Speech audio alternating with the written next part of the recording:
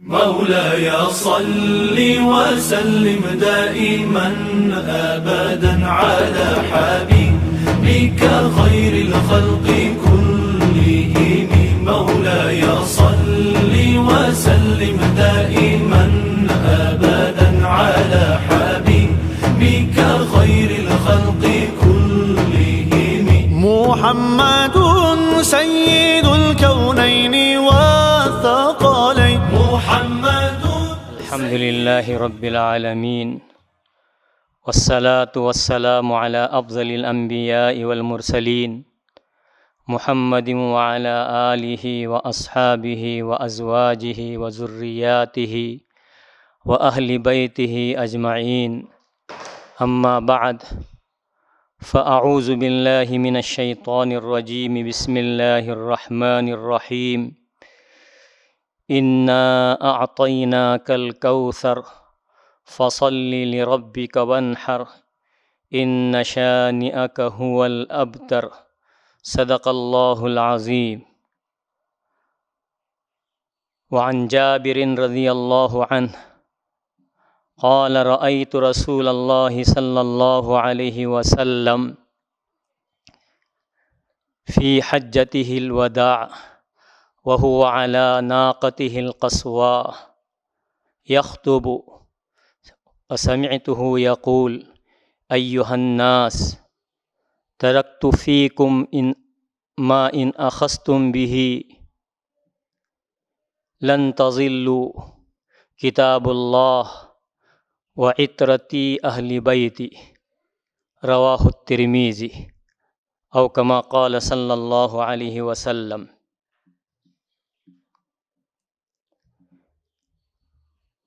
اللہ تعالیٰ کا اس آیت پاک کے اندر جو آپ کے سامنے پڑھی گئی ارشاد ہے.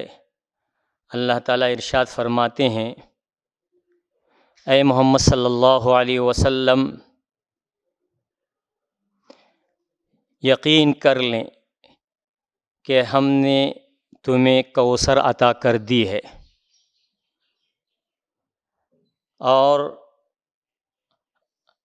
لہٰذا تم اپنے پروردگار کے لیے نماز پڑھو، قربانی ادا کرو، اور بے شک تمہارا دشمن ہی وہ ہے جس کی جڑ کٹی ہوئی ہے. اس سورے کے اندر سب سے پہلے کوثر کا ذکر کیا گیا ہے. کوثر بہت ساری بھلائیاں اور خیر کے لیے کہا جاتا ہے، اور کوثر جنت میں ایک حوض ہے جو حضور پاک صلی اللہ علیہ وسلم کے تصرف میں دی گئی ہے، اور آپ صلی اللہ علیہ وسلم کی امت کے لوگ اس سے سیراب ہوں گے. حدیث میں ہے کہ اس حوض پر رکھے ہوئے جو برتن ہیں وہ آسمان کے ستاروں کی طرح ہیں. اس میں سے حوض ایک بہت بڑے برتن کی طرح ہے. اور دوسری بات جو اس سورے کے اندر بتلائی گئی کہ تمہارا دشمن وہ ہے جس کی جڑ کٹ گئی ہے، یعنی اس کی نسل کا جو ہے انقطاع ہو گیا ہے. اصل میں یہ بات اس وقت کہی، قرآن پاک اس کو ذکر کر رہا ہے کہ ابتر کے معنی آتے ہیں جڑ کٹ جانا، اور عرب حضرات اس کو عام طور پر استعمال کرتے جس کی نسل ختم ہو گئی ہو اور آگے کو نہ چلے. اللہ کے رسول صلی اللہ علیہ وسلم کے بیٹے حضرت ابراہیم اور ان سے پہلے جو مرد ان کی اولاد پیدا ہوئی تھی جن کا بچپن ہی میں انتقال ہوا، اس پر دشمنوں نے، جس میں عائل ابن عاص پیش رہے، آپ کو طعنہ دیتے ہوئے کہا: معاذ اللہ، آپ کی نسل آگے نہیں چلے گی. تو اس میں یہ قرآن پاک کی سورہ اور یہ آیت خاص کر کے نازل ہوئی، جس میں بتلایا گیا کہ آپ کا ذکر خیر اور آپ کی دعوت قیامت تک جاری رہے گی. آپ کا حسب نسب، آپ کا خاندان آخر تک چلے گا اور اس کے ذریعے سے آپ کا ذکر دنیا کے اندر باقی رہے گا. اور جنہوں نے آپ کو اس طرح کی باتیں کہی ہیں ان کا نام و نشان تک باقی نہیں رہے گا اور دنیا نے دیکھ لیا. حضور پاک صلی اللہ علیہ وسلم کو جتنی بھی اولاد ہوئی ہیں سب حضرت خدیجۃ الکبریٰ رضی اللہ عنہ کے بطن سے ہوئی ہیں. اور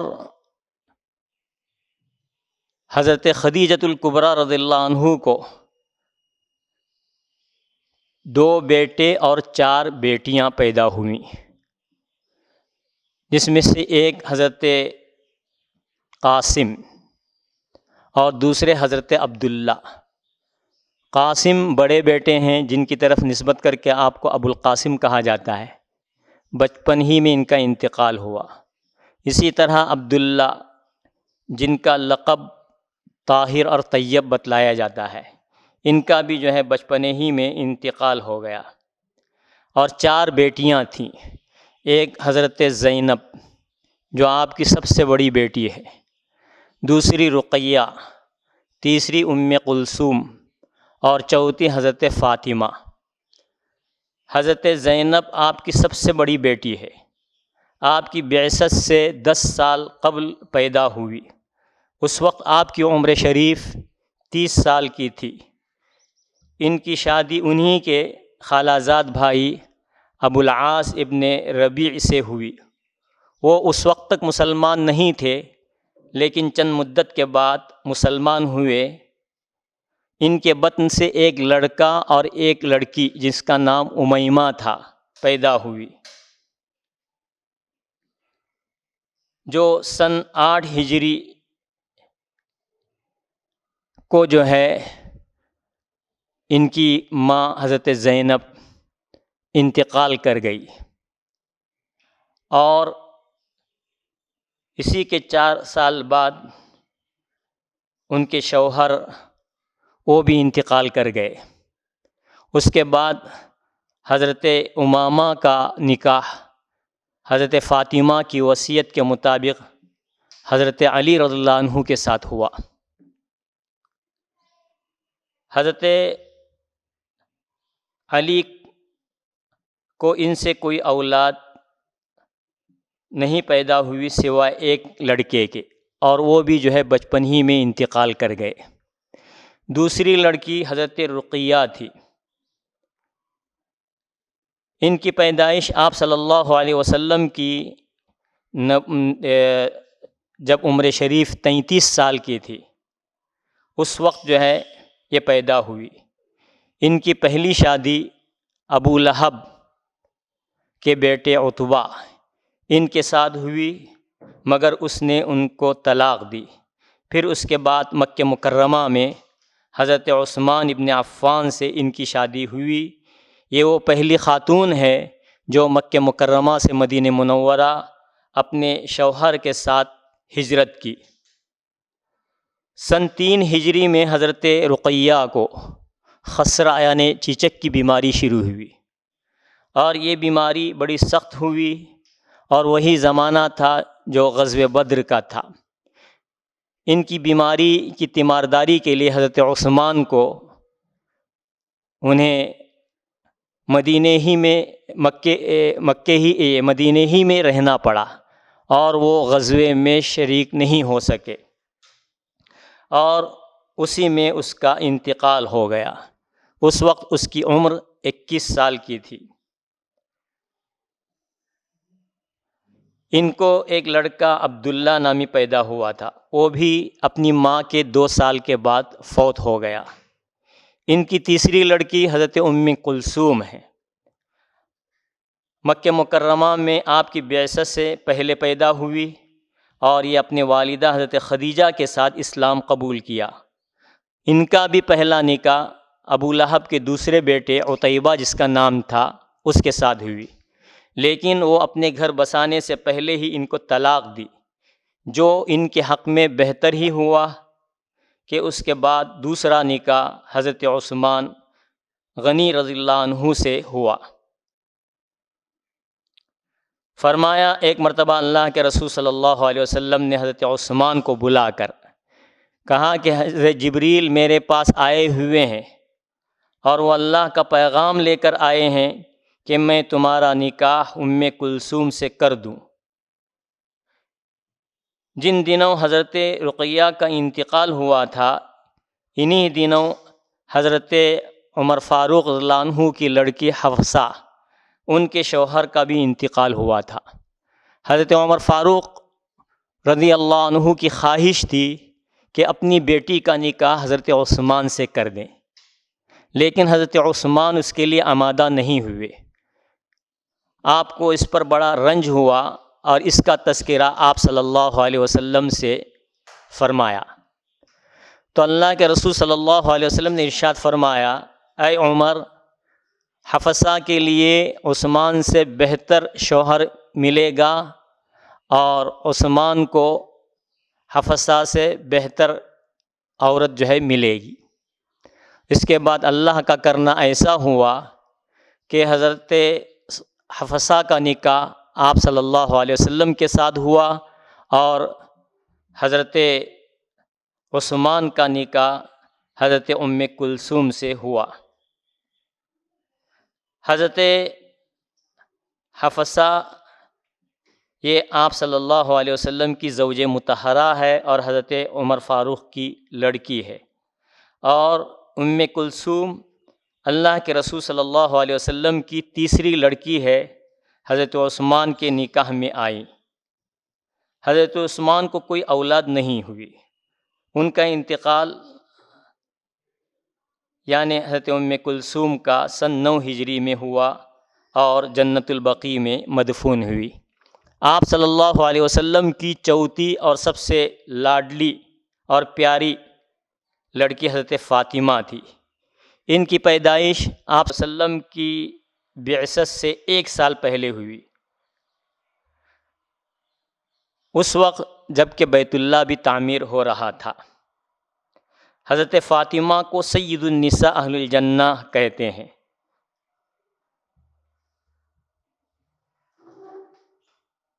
حضرت فاطمہ کا نکاح سن 2 ہجری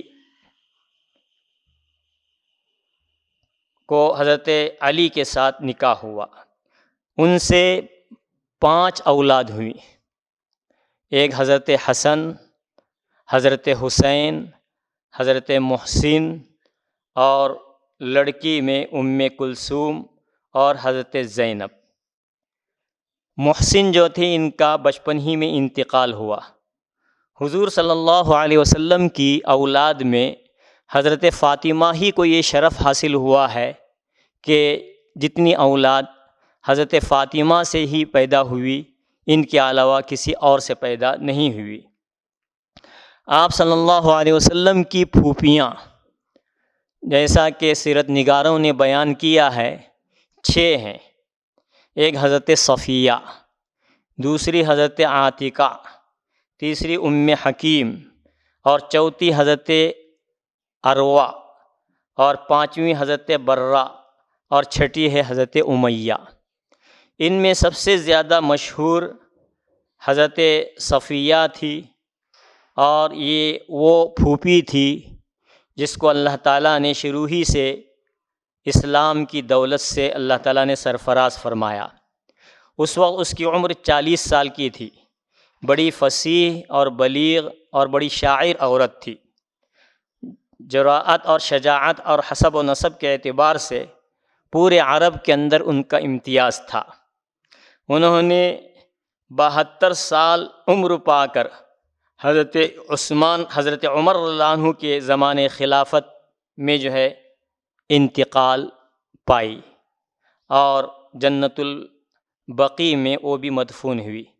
حضرت عاتقہ بھی حضور پاک صلی اللہ علیہ وسلم کی پھوپھی ہیں، لیکن آپ کی پھوپھیوں میں صرف حضرت صفیہ کے اسلام لانے کا تذکرہ ہے، اور باقی تمام پھوپھیوں کے بارے میں اختلاف ہے کہ وہ اسلام لائی یا نہیں لائی تھیں۔ بہرحال حضرت عاتقہ، حضرت ام حکیم، حضرت عروہ اور حضرت برہ اور حضرت امیمہ، ان کا بھی آپ کی پھوپھیوں میں شمار ہوتا ہے۔ اسی طرح آپ کے چچا یوں ان کی تعداد 11 بتلائی جاتی ہے، لیکن جن میں 4 زیادہ مشہور رہے، جن میں سے 2 جن کو اللہ تعالیٰ نے اسلام کی دولت سے نوازا تھا، ایک حضرت حمزہ رضی اللہ عنہ اور دوسرے حضرت عباس رضی اللہ عنہ، اور تیسرے ابو طالب اور چوتھے ابو لہب۔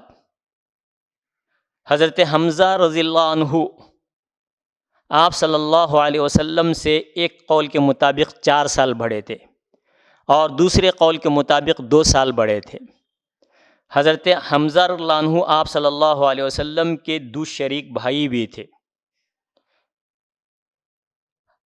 ابو طالب حضرت عباس رضی اللہ عنہ یہ بھی چچا تھے، ان کی کنیت ابو الفضل تھی، یہ آپ سے 2 سال بڑے بتلائے جاتے ہیں، اور یہ بھی کہا جاتا ہے کہ آپ کے سب سے چھوٹے چچا میں ان کا شمار ہوتا تھا۔ 32 ہجری کو انہوں نے وفات پائی، اور یہ بھی جو ہے جنت البقیع کے اندر مدفون ہوئے۔ ابو طالب یوں تو بہت مشہور ہیں، اللہ کے رسول صلی اللہ علیہ وسلم کی تربیت آپ صلی اللہ علیہ وسلم کے دادا عبد المطلب کے دنیا سے اڑ جانے کے بعد انہوں نے فرمائی، اور ان کی تربیت آخر تک کی، اور پھر اس کے بعد جو ہے ان کا انتقال ہوا۔ ابو لہب یہ بھی آپ صلی اللہ علیہ وسلم کے چچا ہیں، ان کا نام عبد العزیٰ بتلایا جاتا ہے، یہ اپنی کنیت سے مشہور ہوئے، اور ان کے ابا نے ابو لہب اسی لیے ان کا نام رکھا کہ یہ دیکھنے میں بڑے خوبصورت تھے، گورے تھے، جس کی وجہ سے ان کا نام جو ہے ابو لہب رکھا گیا تھا۔ تو یہ آپ صلی اللہ علیہ وسلم کے آل اولاد اور آپ کی پھوپھیاں اور آپ کے چچا، جن کا تذکرہ جیسا کہ سیرت نگاروں نے سیرت کی کتابوں میں کیا ہے۔ ہر ایمان والے کو چاہیے کہ جس طرح آپ سے عقیدت رکھتے ہیں آپ کی آل اولاد اور آپ کے چچا، آپ کی پھوپھیوں اور جو بھی آپ کے خاندان سے تعلق رکھتے ہیں، ان سے جو ہے اپنا تعلق رکھنا ہمارے ایمان کا جز ہے۔ ذرا بھی ان کے بارے میں ہم اپنی زبان نہیں کھول سکتے، اور ذرا بھی اپنی جو ہے زبان کو جو ہے گندی نہیں کر سکتے، اس سے ہمارے ایمان کا خطرہ ہو جائے گا، اور ہم جو ہے اللہ کے یہاں بھی مردود ٹھہریں گے۔ اسی کے لیے ہمیں جو ہے شرعاً تعلیم دی گئی ہے، اور اسی پر ہمارا ایمان ہونا چاہیے۔ میں اللہ تعالیٰ کا شکر ادا کرتا ہوں کہ اللہ تعالیٰ نے ہمیں ایمان کی دولت سے نوازا ہے، آخر تک اس ایمان پر ہمیں قائم رکھے، اور ایمان کے اندر ترقی ہو اور عقیدے کے اندر پختگی ہو۔ میں آخر میں اپنے اس جماعت کا شکر ادا کرتا ہوں، انہوں نے مجھے موقع ادا کیا، یہ بہت بہترین جو ہے ان کا قدم ہے، جو انہوں نے آپ صلی اللہ علیہ وسلم کی سیرت کو جو ہے عوام کے سامنے لا کر سب کو جو ہے اس سے روشناس کرنے کی کوشش کی۔ اللہ تعالی ہم سبوں کو اس سے فائدہ اٹھانے کی توفیق عطا فرمائے۔ وآخر دعوانا ان الحمد للہ رب العالمین۔ مولاي صل وسلم